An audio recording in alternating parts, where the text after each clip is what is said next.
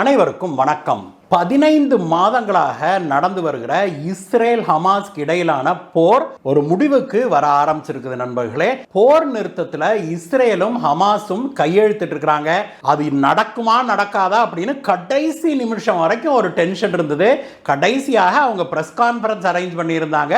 அந்த பிரஸ் கான்ஃபரன்ஸுக்கு 10 நிமிடங்கள் முன்பு வரைக்கும் இந்த டீல் கையெழுத்து ஆகல அப்படின்னு இப்பொழுது நமக்கு கிடைச்சிருக்கிற அந்த உள் தகவல்கள் சொல்லுது நண்பர்களே. இந்த டீல் என்ன, சீஸ்ஃபயர் டீல், போர் நிறுத்த டீல் என்ன பேசியிருக்கிறாங்க.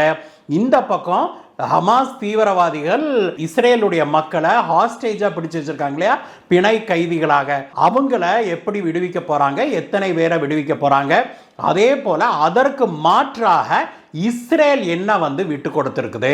இஸ்ரேல் நூற்றுக்கணக்கான பாலஸ்தீன சிறை கைதிகளை விடுவிப்பதாக ஒப்புக்கொண்டிருப்பதாக பரபரப்பான செய்தி வெளியாகி இருக்குது. அதனுடைய அந்த எக்ஸ்சேஞ்ச் என்ன, எதற்காக இஸ்ரேல் இவ்வளவு தூரம் இறங்கி வந்திருக்குது. அது மட்டும் இல்ல, பாலஸ்தீனுடைய காசா பகுதியிலிருந்து மெல்ல மெல்ல இஸ்ரேல் பின்வாங்கி கொள்வது அப்படின்னும் இந்த டீல்ல கையெழுத்திட்டிருப்பதாக செய்திகள் வெளியாகி இருக்குது. இந்த டீல் மிக முக்கியமான ஒரு விஷயமாக உலக மக்களுக்கே, அவங்களுக்கு மட்டுமல்ல உலக மக்களுக்கே ஒரு மிக முக்கியமான விஷயமாக கருதப்படுது நண்பர்களே.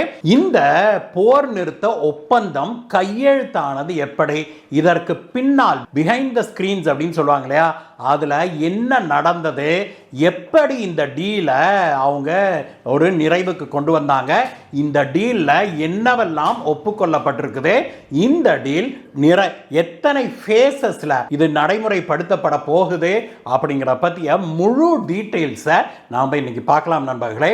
உண்மையிலேயே இந்த வீடியோ டேட்டா ஸ்டாட்டிஸ்டிக்ஸ் சொல்வது மட்டுமல்ல, இந்த வீடியோவில் நம்ம ரொம்ப அனலிட்டிக்கலாக ரொம்பவுமே இந்த பிரச்சனையை அனலைஸ் பண்ணி உள்தகவல்களோடு, வெளிவராத பல உள்தகவல்களோடு நாம் உங்களுக்கு இதை கொண்டு வர்றோம். இந்த வீடியோவை கடைசி வரைக்கும் பாருங்க நண்பர்களே. உண்மையிலேயே உலகத்தை ஆட்டி படைக்கிற மிகப்பெரிய பிரச்சனைகளுள் ஒன்றான இந்த இஸ்ரேல் ஹமாஸ் போர் முடிவுக்கு வருவதற்கான அச்சாரம் இடப்பட்டிருக்குது அப்படின்னு தான் நாம் சொல்லணும். அதை பற்றிய முழு தகவல்களை நாம் தெரிந்து கொள்வோம். வாங்க நண்பர்களே, வீடியோக்கு போகலாம்.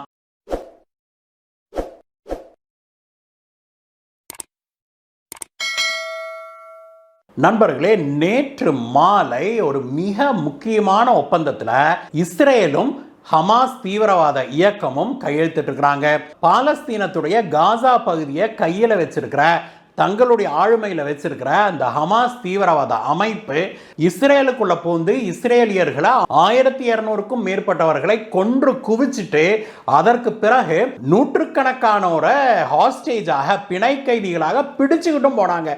அந்த அதிர்ச்சி தரும் காட்சிகளை எல்லாம், அந்த வீடியோக்களை எல்லாம் நாம பார்த்திருக்கிறோம். அதற்கு எதிர்வினை ஆற்றும் விதமாக இஸ்ரேல் தன்னுடைய ராணுவத்தை காசா ஸ்ட்ரிப்புக்குள்ள அனுப்பிச்சு அந்த காசா ஸ்ட்ரிப்ல உள்ள புகுந்து ஹமாஸ் தீவிரவாத இயக்கத்தை கிட்டத்தட்ட ஒண்ணுமில்லாமையே பண்ணிருச்சு அப்படின்னே சொல்லலாம். காசா முழுவதையும் இஸ்ரேல் இப்பொழுது தன்னுடைய கட்டுப்பாட்டில் வச்சிருக்குது. இப்படிப்பட்ட சூழ்நிலையில இப்பொழுது இஸ்ரேலுக்கும் ஹமாஸ் தீவிரவாத அமைப்புகளுக்கும் போர் நிறுத்த ஒப்பந்தம் ஒன்று கையெழுத்தாகி இருக்குது. இந்த போர் நிறுத்த ஒப்பந்தத்துடைய மிகப்பெரிய ஒரு சிறப்பம்சம், ஒரு வினோதமான அம்சம்னு கூட சொல்லலாம். அது என்னன்னா, இந்த இரண்டு பார்ட்டிகளுமே, இஸ்ரேலும் சரி ஹமாஸ் தீவிரவாத அமைப்புடைய தலைவர்களும் சரி, கடைசி வரைக்கும் நேருக்கு நேராக சந்திச்சுக்கவே இல்லை அப்படிங்கிறது தான் இதுல விசேஷமே. அந்த அளவுக்கு அந்த இருவருக்கும் இடையே பயங்கரமான கருத்து வேறுபாடு, கசப்பு இருக்குது அப்படின்னே சொல்லணும். இரண்டு பார்ட்டிகளுக்கும் இடையே நெகோசியேட் பண்ணது, பேச்சுவார்த்தை நடத்தினது யாரு அப்படின்னா, அரபு நாடுகளான கத்தார் நாடு மற்றும் ஈஜிப்ட் நாடுகளை தான் நம்ம மிக முக்கியமாக சொல்லணும். அவங்களோட கைகோர்த்து அமெரிக்காவுடைய அரசாங்கமும் சேர்ந்து இந்த டீலை கையெழுத்திட வச்சிருக்கிறாங்க. இன்னும் சொல்ல போனா, அமெரிக்காவில் இப்பொழுது ஆட்சி மாற்றம் வேற நடக்குது இல்லையா. ஜோ பைடன் அரசாங்கம் இப்பொழுது ஒரு முடிவுக்கு வருது. இன்னும் சில மணி நேரங்களில் ட்ரம்ப் அவர்கள் அங்க ஆட்சி பொறுப்பை ஏற்கவிருக்கிறாரு. பைடன் அரசாங்கத்துடைய ரெப்ரசன்டேட்டிவ்ஸ் எல்லாரும் அங்க இருந்தாங்க. அதே சமயத்தில் ட்ரம்ப் அவர்களும் தன்னுடைய ரெப்ரசன்டேட்டிவாக ஒரு சிலரை அனுப்பவும் செய்திருந்தாரு. இப்படி அமெரிக்காவிலிருந்தே வெளியில போற டீம் உள்ள வர்ற டீம் ரெண்டு டீமும் சேர்ந்து இங்க நெகோசியேட் பண்ணியிருக்கிறாங்க. கடைசியாக இந்த டீலை முடிப்பதற்கு கையெழுத்திடுவதற்கு மிக அதிக அழுத்தம் கொடுத்தது யாரு அப்படின்னா ட்ரம்ப் அவர்கள் தான் அப்படின்னு சொல்றாங்க நண்பர்களே. ட்ரம்ப் அவர்கள் வெளிப்படையாகவே தான் ஆட்சி ஏற்பதற்குள்ளாக நீங்க மரியாதையா கையெழுத்து போட்டு இந்த போற முடிவுக்கு கொண்டு வாங்க, இல்லைன்னா all hell will break loose அப்படின்னு அவர் வெளிப்படையாகவே ஹமாஸ் தீவிரவாதிகளுக்கு எச்சரிக்கை விடுத்தாரு. ஒரு முறைக்கு பல முறை எச்சரிக்கை விடுத்திருந்தாரு. அதே எச்சரிக்கையை இப்போ இந்த பேச்சுவார்த்தையின் போதும் சொல்லியிருக்கிறாரு. பல மாதங்களாக இந்த பேச்சுவார்த்தை நடந்து வந்தாலும் கூட ஜனவரி தொடக்கத்தில் ட்ரம்ப் அவர்களுடைய ஆட்கள் உள்ள இறங்கி முடிவாக உடனடியாக நீங்க கையெழுத்து போடணும், ட்ரம்ப் அவர்கள் அங்க பதவியேற்கிறதுக்கு முன்னாடி இந்த போர் முடிவுக்கு வரணும், வரல அப்படின்னா ஹமாஸ் இருக்கிற இடம் தெரியாம நாங்க பண்ணிவிடுவோம் அப்படின்னு சொல்லி நேரடியாகவே ஹமாஸ் தீவிரவாதிகளை மிரட்டியதாக சொல்லப்படுது. அதற்கு அடிபணிந்து ஹமாஸ் பல விஷயங்களை, அதாவது இதற்கு முன்பு வரைக்கும் பல விஷயங்களை பிடிவாதமாக விட்டு கொடுக்காம இருந்த ஹமாஸ் தீவிரவாத அமைப்பு அதற்கு பிறகு ட்ரம்ப் அவர்களுடைய தூதர் பயங்கர ஸ்ட்ரிக்டாக இதை சொன்ன பிறகு இறங்கி வந்ததாக சொல்லப்படுது. அதற்கு பிறகுதான் அவங்க இந்த சீஸ்ஃபயர் டீல்லையே கையெழுத்து போட முடிஞ்சது அப்படின்னு சொல்லி சொல்றாங்க. இதுல மிக முக்கியமாக நாம தெரிஞ்சு கொள்ள வேண்டிய விஷயம் என்ன அப்படின்னாக்க, முதல்ல இந்த டீல் எப்படிப்பட்ட டீல் அப்படிங்கிறத தெரிஞ்சுக்கலாம். இந்த சீஸ்ஃபயர் டீல் நாம கையெழுத்து போட்ட உடனேயே ஹமாஸ் தீவிரவாதிகள் பிடிச்சு வச்சிருக்கிற 150க்கும் மேற்பட்ட அந்த பிணை கைதிகளை உடனே விடுவிச்சிருவாங்க அப்படின்னோ, அல்லது இஸ்ரேல் உடனடியாக தன்னுடைய படைகளை காசா ஸ்ட்ரிப்ல இருந்து வெளியேற்றிவிடும் அப்படின்னோ எந்த விதமான இதுவும் கிடையாது நண்பர்களே. இந்த டீலை 3 ஃபேஸஸ்ல இவங்க அதை பேசி முடிச்சிருக்கிறாங்க. அதுலயும் முதல் ஃபேஸை மட்டும்தான் இப்ப பேசி முடிச்சிருக்கிறாங்க. இந்த முதல் ஃபேஸை ஹமாஸும் இஸ்ரேலும் ப்ராப்பராக இம்ப்ளிமெண்ட் பண்ண ஆரம்பிச்ச பிறகுதான் இரண்டாவது ஃபேஸுக்கான நெகோசியேஷனே ஆரம்பிக்கும் சொல்றாங்க. அதற்கு பிறகு 2ஆம் கட்டம் 3ஆம் கட்டம்னு இது போகும். இந்த போர் நிறுத்தத்தின் முதல் கட்டத்தில் இப்பொழுது கையெழுத்து முடிச்சிருக்காங்களே, அந்த முதல் கட்டத்தில் ஹமாஸ் தீவிரவாதிகள் 33 பிணை கைதிகளை, இஸ்ரேலிய பிணை கைதிகளை விடுவிப்பாங்க அப்படின்னு அவங்க ஒப்புக்கொண்டிருக்கிறாங்க. இதற்கு கைமாறாக இஸ்ரேல் என்ன செய்ய போகுதுன்னா 737 பாலஸ்தீனிய சிறை கைதிகளை விடுவிப்பதாக ஒப்புக்கொண்டிருக்குது. சார் 33 எங்க இருக்குது, 737 எங்க இருக்குது அப்படின்னு கேட்குறீங்கன்னா, அதற்கு ஒரு ஃபார்முலாவை அவங்க ஒப்புக்கொண்டிருக்கிறாங்க. அதுக்கு வருவோம். அது மட்டும் இல்ல, இஸ்ரேல் ஒரு குறிப்பிட்ட சில இடங்கள்ல, இப்ப ராஃபா நகரம் இருக்குது இல்லையா, அதுல இருந்து 300 மீட்டர் தள்ளி வரைக்கும் தாங்க தங்களுடைய படைகளை விலக்கிக் கொள்கிறோம் அப்படின்னு சொல்லி ஒப்புக்கொண்டிருக்கிறாங்க. ஒரு சில பகுதிகளில் இருந்து மக்கள் அதிகமாக வசிக்கக்கூடிய ஒரு சில பகுதிகளை அவங்க பேசி முடிச்சிருக்கிறாங்க. அந்த பகுதிகளில் இருந்து இஸ்ரேல் தன்னுடைய படைகளை பின்னுக்கு வாபஸ் வாங்கி கொள்ளும் அப்படிங்கிறதான் இது. நான் மீண்டும் அந்த பாயிண்ட்டுக்கு வரேன். சார் 33 பிணை கைதிகளை தான் விடுறாங்க, அதுக்கு 737 சிறை கைதிகளை இஸ்ரேல் விடுவிப்பதாக ஒப்புக்கொண்டிருக்குதே, இது என்னங்க சார் மேட்சே ஆகாதே அப்படின்னு கேட்குறீங்க அப்படின்னாக்க, அதற்கு இந்த பேச்சுவார்த்தை நடத்தினாங்க இல்லையா, அவங்க ஒரு ஃபார்முலா ஒன்று அரைவாயிருக்கிறாங்க. அது எப்படி அப்படின்னாக்க, அதை ஒரு கீ அப்படின்னு சொல்றாங்க நண்பர்களே. என்ன அப்படின்னாக்க, இஸ்ரேலுடைய பிணை கைதிகள் இத்தனை பேர்த்த பிடிச்சு வச்சிருக்காங்க இல்லையா ஹமாஸ் தீவிரவாதிகள், அதுல யாரையெல்லாம் விடுவிக்க போறோம் அப்படின்னு ஹமாஸ் ஒரு லிஸ்ட்டை கொடுத்துருக்குது. அதை இஸ்ரேல் பார்த்து விட்டு இன்னன்னாரை நீங்க விடுவிக்கணும் அப்படின்னு சொல்லி அடிஷனலாக சில பேர்களையும் சொல்லியிருக்கிறேன். அந்த லிஸ்ட் எடுத்து பார்த்தோம் அப்படின்னா, ஹமாஸ் கொடுத்த லிஸ்ட்ல மிக முக்கியமாக இஸ்ரேலும் கேட்டுக்கொண்டதெல்லாம் மிக முக்கியமாக அதுல பெண்கள் மற்றும் குழந்தைகள், சிறுவர் சிறுமியர்கள், இவங்களை முதல்ல விடுவிக்கணும் நீங்க. அதே போன்ற வயது மூத்தவர்கள், முதியவர்களையும் நீங்க விடுவிக்கணும் அப்படின்னு சொல்லி கேட்டுக்கொண்டிருக்கிறாங்க. அப்படிதான் இவங்க வந்து ஒரு லிஸ்ட்டை கொடுத்துருக்குறாங்க. இந்த ஹமாஸ் தீவிரவாதிகள் பிணை கைதிகளை பிடிச்ச வச்சிருக்கிற லிஸ்ட்டை, அந்த லிஸ்ட்டில் மேலும் 11 பேர்த்த ஆட் பண்ணியிருக்குது.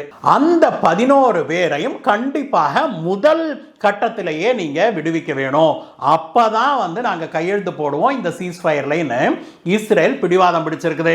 இதற்கு ஹமாஸ் வந்து கடைசி 10 நிமிடங்களுக்கு முன்பு வரைக்கும் ஒப்புக்கொள்ளவே இல்லை அப்படின்னு சொல்றாங்க. அதற்கு காரணம் என்ன அப்படின்னா, அந்த 11 பேரை கேட்டது இல்லையா இஸ்ரேல், அது வந்து இஸ்ரேலுடைய இராணுவத்தை சேர்ந்தவர்கள் அப்படிங்கிறது தான் வந்து விசேஷமே. அதனால தான் ஹமாஸ் தீவிரவாதிகளும் நாங்கள் விடமாட்டோம் அப்படின்னு சொல்லியிருக்கிறாங்க. ஆனால் இஸ்ரேல் வந்து பிடிவாதமாக கையெழுத்து போட மாட்டேன் அப்படின்னு சொல்லிருச்சு. ட்ரம்ப் அவர்கள் கையெழுத்து போட்டே ஆகணும் அப்படின்னு ஹமாஸுக்கு பயங்கரமான அழுத்தம் கொடுத்தாரு. அதற்கு பிறகு ஹமாஸ் வந்து அதற்கு ஒப்புக்கொண்டது. இந்த ஹமாஸ் வந்து இந்த 33 பேர் மொத்தமாக அந்த 11 பேரையும் சேர்த்து 33 பேர்த்த ரிலீஸ் பண்ணுதுன்னா, இந்த பக்கம் இஸ்ரேல் வந்து 737 பேரை ரிலீஸ் பண்ணுறேன்னு ஒப்புக்கொண்டிருக்குது. இதற்கு அவங்க என்ன ஃபார்முலா சொல்கிறாங்க அப்படின்னாக்க, பெண்கள் அப்படின்னா ஒரு பெண் பிணை கைதிக்கு ஒரு x number of Palestine prisoners, அதாவது ஒரு பெண்ணுக்கு இத்தனை பாலஸ்தீன கைதிகளை விடுவிக்கணும் அப்படின்னு ஹமாஸ் ஒரு கண்டிஷன் போடுது. ஒரு சிறுவர் சிறுமியர் குழந்தையர் விடுவிக்கணும் அப்படின்னா இத்தனை பிணை கைதிகளை நீங்க விடணும் அப்படின்னு சொல்லி ஒரு ஃபார்முலா கொடுக்குது.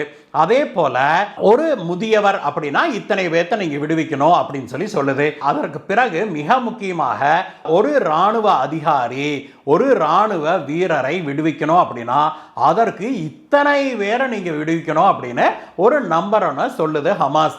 இதைத்தான் கீ அப்படின்னோ அல்லது ஒரு ஃபார்முலா அப்படின்னு சொல்லியிருக்கிறாங்க நண்பர்களே. இந்த கீ அல்லது ஃபார்முலா ஃபைனலைஸ் ஆன பிறகுதான் இந்த நெகோசியேஷனே முன்னுக்கு எடுக்க முடிஞ்சிருக்குது அப்படின்னு சொல்றாங்க. அந்த ஃபார்முலாவின் படிதான் இப்பொழுது 33 இஸ்ரேலிய பிணை கைதிகளுக்கு 737 பாலஸ்தீன கைதிகளை விடுவிப்பதற்கு இஸ்ரேல் ஒப்புக்கொண்டிருக்குது. இது மட்டுமல்ல, ஹமாஸ் தீவிரவாத இயக்கம் இன்னொரு மிக முக்கியமான டிமாண்ட் ஒன்ன வச்சுக்கிட்டு இருந்திருக்குது. கடைசி வரைக்கும் அந்த டிமாண்ட் இருக்கிறது வரைக்கும் நாங்க கையெழுத்திடவே மாட்டோம் அப்படின்னு இஸ்ரேலுடைய பிரதமரான பெஞ்சமின் நெத்தன்யாகு பிடிவாதமாக அழுத்தம் திருத்தமாக சொல்லிட்டாரு. அந்த கண்டிஷன் என்ன அப்படின்னா, ஹமாஸ் என்ன சொல்லி இருக்குது, இந்த முதல் கட்டத்தில் நம்ம கையெழுத்து போடுறோம் இல்லையா இந்த போர் நிறுத்த ஒப்பந்தத்துக்கு, அந்த போர் நிறுத்த ஒப்பந்தம் நடைமுறைக்கு வந்த உடனேயே இஸ்ரேல் வந்து காசா ஸ்ட்ரிப் முழுமையிலிருந்தும் தன்னுடைய படைகளை விலக்கிக் கொள்ள வேணும் அப்படின்னு ஹமாஸ் வந்து பிடிவாதமாக கேட்டுக்கொண்டிருந்திருக்குது. இதற்கு இஸ்ரேல் ஒப்புக்கொள்ளவே இல்லை. கடைசியில் ட்ரம்ப் அவர்கள் பயங்கர அழுத்தம் கொடுத்த பிறகு, மிரட்டிய பிறகு ஹமாஸ் தீவிரவாத இயக்கம் சரி ரைட்டு, மக்கள் அதிகம் வாழுகிற குறிப்பிட்ட இடங்களை குறித்து இந்த இடங்கள்ல இருந்தாவது நீங்க பின்வாங்கணும் அப்படின்னு சொன்ன பிறகு இஸ்ரேல் வந்து அந்த நகரங்கள் டவுன்கள்ல இருந்து சில 100 மீட்டர்கள் தள்ளி எங்களுடைய படை நிற்கும். அதே போல வெளியேறிய மக்கள் உள்ள வருவதற்கு எலக்ட்ரானிக் செக்கிங் பண்ண பிறகு, அவங்களுடைய டாக்குமெண்ட் எல்லாம் செக் பண்ண பிறகு நாங்க அந்த பகுதிக்குள்ள விடுவோம் அப்படிங்கிற கண்டிஷனை போட்டிருக்குது. இதற்கு ஹமாஸ் ஒப்புக்கொண்டிருக்குது. ஒரு பக்கம் நமக்கு இஸ்ரேல் இறங்கி வந்தது போல தோன்றினாலுமே கூட, இந்த உண்மையை சொல்ல போனா ஹமாஸ் வந்து பயங்கர பிடிவாதமாகவும் வரட்டு திமிரோடவும் ஹமாஸ் தீவிரவாத இயக்கம் வந்து நெகோசியேட் பண்ணிட்டு இருந்தது. அது கூட இல்ல, பிபிசிக்கு பேட்டி அளித்த நெகோசியேட்டர் ஒருத்தர், இந்த 3 அரசாங்கங்கள் பேச்சுவார்த்தை நடத்துச்சு இல்லையா இஸ்ரேலுக்கும் ஹமாஸுக்கும் இடையே, அப்படிப்பட்ட ஒரு நெகோசியேட்டர் முழுமையாக ஆரம்பத்திலிருந்து கடைசி வரைக்கும் இருந்த அந்த நெகோசியேட்டர் ஒருத்தர் என்ன சொல்லியிருக்காருன்னா, இந்த ஹமாஸ் தீவிரவாதிகள் ரொம்பவுமே பிடிவாதமாக நாங்க சொல்றதுதான் நடக்கணும்னு ஒரு சர்வாதிகார பாணியில பேசிக்கிட்டு வந்தாங்க. ஆனால் இது எல்லாமே டிசம்பர் 10ஆம் தேதியோடு மாறிவிட்டது அப்படின்னு சொல்லியிருக்கிறாங்க. முதல் விஷயம், ஹமாஸ் அடங்கினதுக்கு காரணம் என்ன அப்படின்னாக்க, யஹ்வா சின்வார் அவங்களுடைய ஹமாஸ் அமைப்புடைய தலைவரை இஸ்ரேல் வந்து தட்டி தூக்குனதுதான். அவரை எலிமினேட் பண்ண பிறகு ஹமாஸுடைய பல தலைவர்களை இஸ்ரேல் வந்து எலிமினேட் பண்ணுச்சு. இதுல வந்து ஹமாஸ் வந்து பயங்கரமா ஆட்டம் கண்டுச்சுன்னு சொல்றாங்க. இதற்கிடையே ஹமாஸுக்கு வந்து மிகப்பெரிய அடியாக ஹமாஸ் இறங்கி வருவதற்கு மிக முக்கியமான காரணமாக என்ன சொல்லப்படுது அப்படின்னா இஸ்ரேலுடைய பிற நடவடிக்கைகள்னா, உதாரணத்துக்கு லெபனான்ல எடுத்துக்கிட்டோம் அப்படின்னா, லெபனான்ல இருக்கிற ஹெஸ்புல்லா தீவிரவாதிகளை ஒண்ணுமே இல்லாம பண்ணிடுச்சு இல்லையா இஸ்ரேல். அது பயங்கரமான அடியாக கருதப்பட்டது. அவங்க தங்களை காப்பாற்றுவாங்க அப்படிங்கிற நம்பிக்கை இழந்துடுச்சு ஹமாஸுடைய மிக முக்கியமான நம்பிக்கையே, தனக்கு ஏதாவது பிரச்சனைனா அந்த ஹிஸ்புல்லா தீவிரவாதிகளோ அல்லது ஹூத்தி தீவிரவாதிகளோ ஈரானோ தங்களை காப்பாற்றுவாங்க. அது மட்டும் இல்ல, ஈரான் ப்ராப்பப் பண்ண சிரியாவுடைய அரசாங்கம் இருக்குல்ல, அசாதுடைய அரசாங்கம், அவங்க காப்பாற்றுவாங்கன்னு இப்படியெல்லாம் தான் கனவு கண்டுகிட்டு இருந்தது. அதையெல்லாம் ஒண்ணுமில்லாம இஸ்ரேல் பண்ணினதான் இஸ்ரேலுடைய இந்த வெற்றிக்கு மிக முக்கியமான காரணமாக கருதப்படுது. ஹெஸ்புல்லா தீவிரவாதிகள், ஹூத்தி தீவிரவாதிகள் எல்லாம் ஒண்ணுமில்லாம பண்ணியிருக்குது. ஆசாதை ஆட்சியிலிருந்தே தூக்கி செஞ்சிருக்குது சிரியால. அது மட்டும் இல்ல, ஈரானை அடக்கி வச்சிருக்குது இஸ்ரேல் அப்படிங்கிறதும் இந்த ஹமாஸ் தீவிரவாதிகள் சரண்டர் ஆவதற்கு மிக முக்கியமான காரணமாக கருதப்படுது நண்பர்களே. எது எப்படி இருந்தாலும் நண்பர்களே, உலக மக்கள் சுபிட்சமாக வாழ வேணும். குறிப்பாக பாலஸ்தீன மக்களும் இஸ்ரேலிய மக்களும் பல தசாப்தங்களாக ரெண்டு பேருமே நிம்மதி இல்லாம தீவிரவாத தாக்குதல்களுக்கும் ராணுவ தாக்குதல்களுக்கும் ஆளாகிறத நாம பார்க்கிறோம். அதெல்லாம் ஒரு முடிவுக்கு வர வேணும் அப்படிங்கிறதா நம்முடைய அவாவாக இருக்குது. இந்த போர் சீஸ்ஃபயரோட இல்லாம போரே முடிவுக்கு வர வேணும் அப்படிங்கிறது நம்முடைய அவாவாக இருக்குது நண்பர்களே. அது நடக்கும் அப்படிங்கிற ஒரு நம்பிக்கையும் இப்பொழுது நமக்கு பிறந்திருக்குது. என்ன நடந்தாலும் தீவிரவாத இயக்கங்களை நாம் ஆதரிக்க கூடாது. எக்காரணம் கொண்டும் தீவிரவாதிகளையோ பயங்கரவாதிகளையோ நாம் ஆதரிக்க கூடாது அப்படிங்கிறத பாலஸ்தீன மக்கள் முதல்ல புரிஞ்சுக்கணும். அவங்க அதை புரிஞ்சுக்கிட்டாலே இந்த பிரச்சனையை ஒரு முடிவுக்கு வரும் அப்படிங்கிறதா உண்மை. இந்த வீடியோவை பற்றிய உங்களுடைய கருத்துக்களை சொல்லுங்கள் நண்பர்களே. மீண்டும் உங்களை வேற வீடியோ சந்திக்கிறேன். Bye by.